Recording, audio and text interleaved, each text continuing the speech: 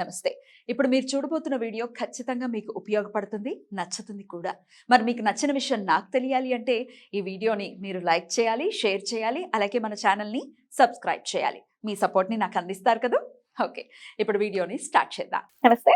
Welcome to our channel. నేను కుప్పా పద్మిని. ప్రస్తుతంతో పాటు ప్రముఖ ఆధ్యాత్మికవేత్త, జ్యోతిష పండితులు, అమ్మవారి సేవకులు, దత్త గణపతి ఉపాసకులు మురళీధర్ శర్మ గారు మనతో పాటు ఉన్నారు. మాట్లాడదాం. నమస్కారం అండి. మహాదేవ శ్రీమాత్రే నమః.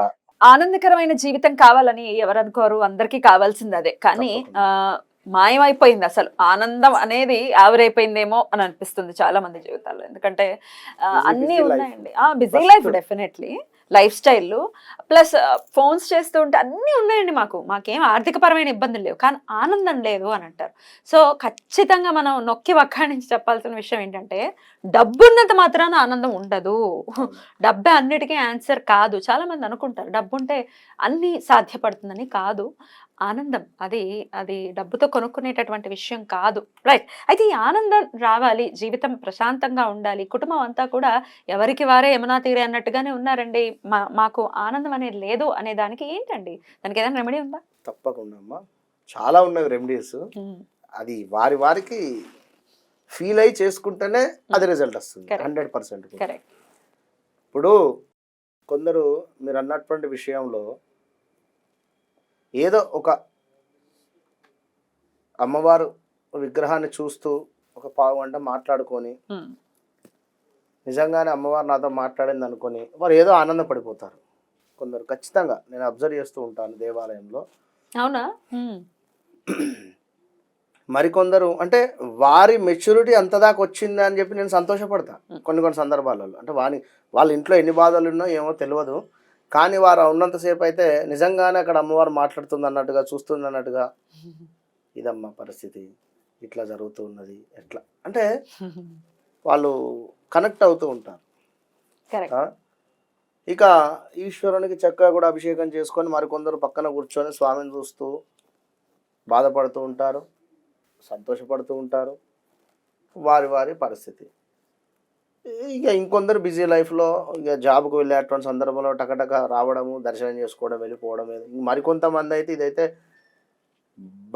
బైక్ మీద నుండి వచ్చి దేవాలయం ముందు ఒక రౌండ్ వేసి ఇట్లా వెళ్ళిపోతారు. ఖచ్చితంగా దేవాలయం ముందు ఖచ్చితంగా ఒక రౌండ్ వేసి ఇట్లా అనుకొని వెళ్ళిపోతారు. అంటే వాళ్ళందరూ బిజీ పర్సన్స్, దేవాలయంలోకి రాలేని. అంటే ఇక్కడ ఒక మాట ఎవరు పెద్దవారు చాగంటి కోటేశ్వరరావు గారు తండ్రి గారు, గురువు గారు, లేదా గరికపాటి నరసింహశాస్త్రి గారు ఎవరో చెప్పి ఉన్నారు, నాకు గుర్తులేదు, కానీ వానికి ఆ మాత్రమైన జ్ఞాపకం ఉన్నది కదా, దేవాలయం ముందు దాకానైతే వచ్చి యొక్క మన బైక్ మీద ప్రదక్షిణ చేసి మరీ వెళ్ళిపోతున్నాడు కనుక చాలు, ఆ మాత్రమే ఉంది కదా అనేటువంటి విషయం చెప్పడం జరుగుతుంది. ఏది ఏమైనప్పటికీ కూడా ఇంట్లో హ్యాపీ హోమ్ అనేటువంటిది చాలా మస్ట్ ఎవరికైనా. హ్యాపీ హోమ్ కానీ, హ్యాపీ హోమ్ అంటే అన్నీ వచ్చేస్తాయి, ఇది మాత్రం గన్ షాట్. హ్యాపీ హోమ్లో చాలా ఉంటాయి రెమెడీస్.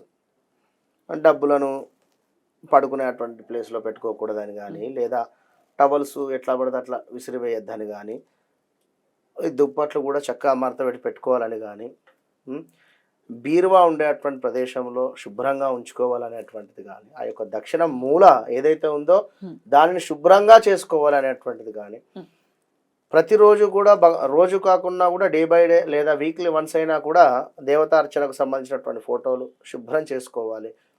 ఇప్పుడు అక్కడికి వెళ్ళి మనం భగవంతుని సేవ చేసుకుంటున్నామన్నా, లేదా భగవంతునికి దీపారాధన చేస్తున్నామన్నా కూడా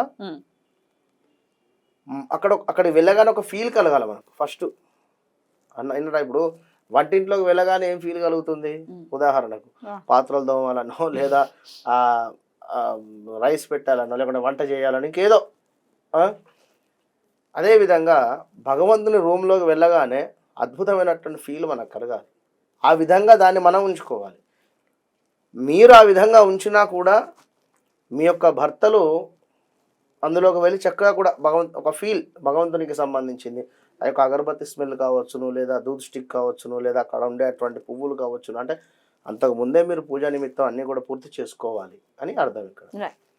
ఇందులో చాలా ఉంటవి. ఇంకా విషయం ఏమిటి అంటే వాస్తవానికి హ్యాపీ హోమ్ అన్న పీస్ఫుల్ లైఫ్ కావాలన్నా కూడా ఏం ఇప్పుడు కర్కాటక రాశి వారు ఉంటారు, వీరికి చంచలమైనటువంటి మనస్తత్వం ఉంటుంది. ఉదాహరణకు ఈ చంచలమైనటువంటి మనస్తత్వం ఎట్లా ఉంటుందంటే, ఇప్పుడు మా నన్ను ఒక విషయం అడిగారు, గురువుగారు మా అబ్బాయికి మంచి ఉద్యోగం వస్తుందా అన్నారు. ఓకే తల్లి, మంచి ఉద్యోగం వస్తుంది అని నేను చెప్పే లోపే, మరి ఉద్యోగం స్థిరంగా ఉంటుందా, మరొకటి చేస్తారా? లేదమ్మా ఈ ఉద్యోగం బాగానే ఉంటుంది, ఒక 2-3 సంవత్సరాలు. మరి గురువుగారు వివాహం ఏ వైపు నుంచి వస్తుంది, అమ్మాయి ఏ వైపు నుంచి వస్తుంది, ఆ అమ్మాయి మంచిగా చదువుకున్నా వస్తుందా, మరి ఆ అమ్మాయి బక్కగుంటుందా పొడుగుంటుందా? అరే ఎన్ని ప్రశ్నలు.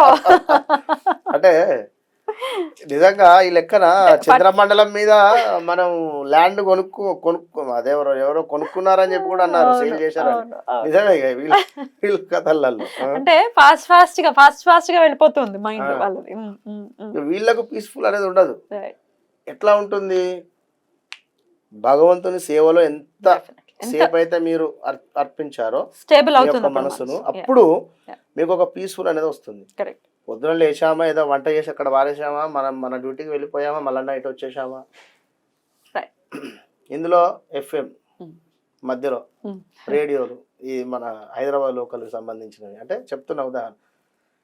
అందులో కూడా అంటే ఏది ఉన్నా కూడా మన మనసును ఎంజాయ్మెంట్ చేసుకునేటువంటి దిశగానే ఉండడం జరుగుతుంది, కానీ ఒక ఫీల్డ్లోకి వెళ్ళడం లేదు నా ఆలోచన. కనుక ఏం చేయమంటారు? ఖచ్చితంగా ఈశ్వరునికి అభిషేకం అనేటువంటిది మస్ట్, అది మాత్రం గుర్తుంచుకోండి. అలవాటుగా చేసుకోవాలా ఖచ్చితంగా ప్రతిరోజు ఈశ్వరుని దగ్గరకు వెళ్ళాలి. ఇంట్లో కాదు, దేవాలయం కుదరట్లేదు అనుకుంటే ఇంట్లో. మరి భగవంతునికి విశేషంగా అభిషేకం చేసుకొని మీరు పాలు కానీ ఏది అవసరం లేదు, గంగ నీళ్ళతో అభిషేకం చేసుకొని లేదా మామూలు నీళ్ళతో అభిషేకం చేసుకోండి. కానీ ఆయనకు సమర్పించేది ఏమిటి అంటే, మనకు ఇందాక ఏం చెప్పా, బిల్వదళం, రైట్. కానీ అతనికి సమర్పించేది ఏంటిది అంటే, తను మురిసిపోయేది ఏమిటి అంటే కేవలం కూడా బిల్వదళం. మరి యొక్క బిల్వదళానికి మనకు 4 లేదా 5 ఆకులు కూడా వస్తాయి. ఓన్లీ 4 వచ్చేటువంటివి కానీ 5 వచ్చేటువంటి ఆకులు వచ్చేటువంటివి కానీ పెట్టేటువంటి ప్రయత్నం చేయండి. ప్రతిరోజు ఆయనకు సమర్పించండి. ప్రతిరోజు ఈశ్వరుడే. అయితే ఈ బిల్వాన్ని చక్కగా వాష్ చేసేసి మళ్ళీ కూడా పెట్టుకోవచ్చు అనేది నిజమేనా? అవునమ్మా, నేను చాలా మటుకు కూడా ఇప్పుడు 1,00,000 బిల్వార్చన కానీ లేదా జరుగుతూ ఉంటది, వాటిని తీసి పారేసే బదులు తీసి ఒక చక్కగా కూడా బకెట్ లో వేసి శుభ్రం చేసి నెక్స్ట్ అభిషేకం అయిన తర్వాత మళ్ళీ వీళ్ళతో పెట్టడం జరుగుతూ ఉంటుంది. తప్పకుండా క్లీనింగ్ చేసి పెట్టవచ్చు, శుభ్రం చేసి ఉంచుకోవచ్చు.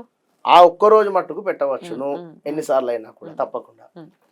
ఇక భగవంతునికి ఆ బిల్వదళం అనేటువంటి సమర్పించినట్టు అయితే సూపర్ పీస్ఫుల్ అనేటువంటిది మనకు భగవంతుడు ఇస్తాడు. సో ప్రతి నిత్యం అంటే ఇన్ని మనం తెచ్చేయలేం కాబట్టి అట్లీస్ట్ ఒక్క దళం అయినా సమర్పించే ప్రయత్నం చేస్తూ కొన్నాళ్ళు అలవాటుగా చేసుకోమంటారా, ఎన్నాళ్ళు చేయమంటారు? చేస్తూ ప్రతిరోజు చేస్తూ ఉండండి. ప్రతిరోజు ఇవాళ సోమవారము ఈశ్వరుడు, రేపు మంగళవారం ఆంజనేయ స్వామి, ఎల్లుండి బుధవారం, నో, ఓన్లీ ప్రతిరోజు ఈశ్వరుడే, అంతే. ఒక నమస్కారం ప్రతిరోజు ఆయననే కదా, ప్రతిరోజు ఆయనకు సమర్పించండి. కుదిరితే శుక్రవారము తేనెతో అభిషేకం చేయించండి. శుక్రవారం తేనెతో అభిషేకం చేయించినట్టయితే ధన వృద్ధి కలుగుతుంది. తేనె 1 kg తేనెని తీసుకొని వెళ్ళి అభిషేకం చేయండి. ఒకటేసారి అట్లా బాటిల్ కంప్లీట్ గా శుభ్రం చేసి ఆ యొక్క తేనె బాటిల్ని తీసి ఒకసారి పైన ఇట్లా ఈశ్వరునికి సమర్పిస్తూ ఉంటే అది అభిషేకం జరిగేటువంటి విధానం కానీ దాన్ని అబ్జర్వ్ చేస్తూ ఉంటే ఎంత బాగుంటుంది. అలాగే ధనాభివృద్ధి కూడా జరుగుతుంది మనకి. ఆ తేనె ఆ విధంగా అయిపోయింది. అటు పిమ్మట శుభ్రం చేసి పువ్వులు అభిషేకం అయిపోయిన తర్వాత చక్కగా పుష్పాలు పెడుతూ ఉన్నాము, దాన్ని అబ్జర్వ్ చేస్తూ ఉండండి. విన్నారా? ఉండమని కాదు, అక్కడ give respect and take respect. అయ్యో ఇందులో చాలా చక్కగా వివరించారు. Thank you so very much అండి. నమస్తే. మహాదేవ.